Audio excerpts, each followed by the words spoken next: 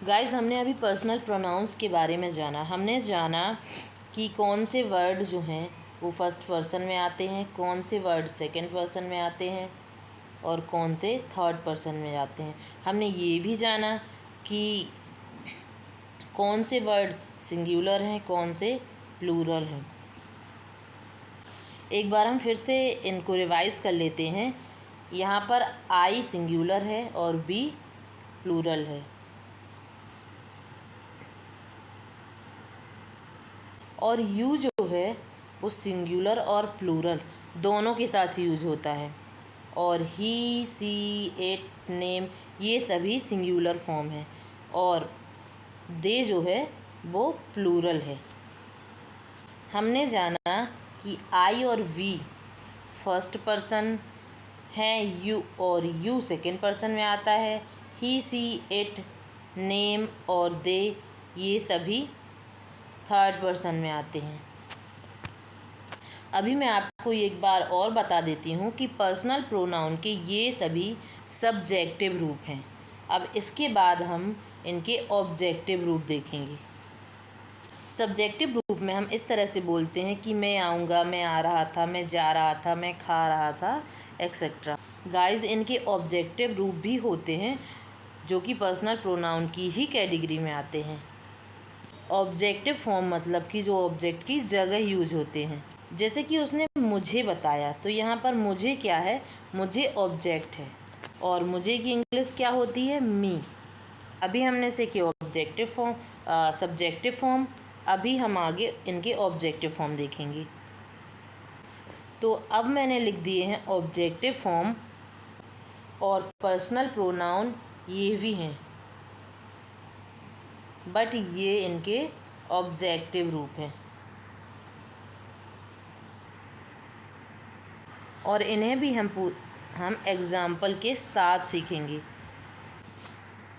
तो अब हम देखते हैं, आई का ऑब्जेक्टिव फॉर्म होता है मी, वी का ऑब्जेक्टिव फॉर्म होता है अश, यू का ऑब्जेक्टिव फॉर्म यू ही होता है, ही का हिम होता है, शी का हर होता है, इट का इट ही होता है और दे का देम होता है।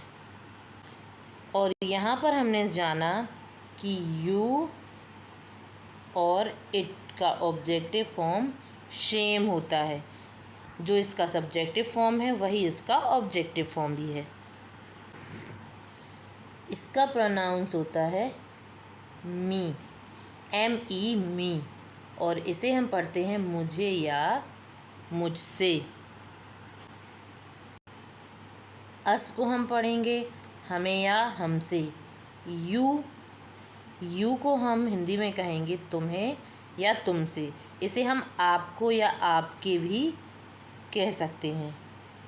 हिम का हिंदी मीनिंग होगा उसे या उससे, पर ये सिर्फ लड़के के लिए यूज होता है। हर का हिंदी मीनिंग होगा उसे या उससे, जो कि लड़की के लिए यूज होता है। इट का हिंदी मीनिंग होगा इसे या इससे और देम का हिंदी मीनिंग होगा उन्हें या उनसे। अब हम इन्हें विद एग्जाम्पल समझेंगे ताकि हमें सारी चीज़ें समझ में आ जाए और कहीं पर भी कंफ्यूजन ना हो। यहाँ पर हम फर्स्ट एग्जाम्पल देखते हैं। He will hit me means वह मुझे मारेगा। तो यहाँ पर ऑब्जेक्टिव फॉर्म आई का मी हो गया है। इस तरीके से हम ऑब्जेक्टिव फॉर्म का यूज़ करते हैं। यहाँ पर सब्जेक्टिव फॉर्म आई है और जब हम इसे ऑब्जेक्ट के रूप में यूज़ करते हैं तो आई का मी हो जाएगा। इसी का सेकेंड एग्जाम्पल है ही टोल्ड मी मीन्स उसने मुझसे कहा।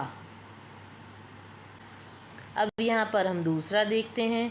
यहाँ पर दूसरा है शी विल कॉल अस मतलब वह हमें बुलाएगी। शी का मतलब वह होगा लड़की के लिए और विल है तो इसलिए बुलाएगी आएगा, मतलब ये फ्यूचर टेंस है।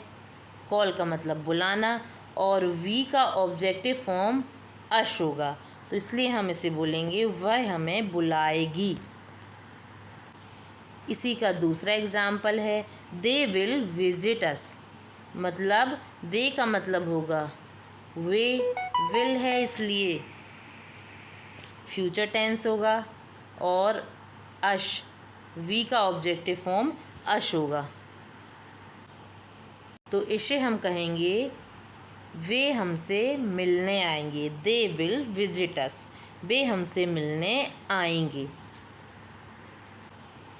नेक्स्ट है ही लव्स यू, मतलब वह तुमसे प्यार करता है। यहाँ पर यू ऑब्जेक्टिव फॉर्म में यूज हुआ है। चूँकि यू का ऑब्जेक्टिव फॉर्म यू ही होता है, इसलिए हमने इस पर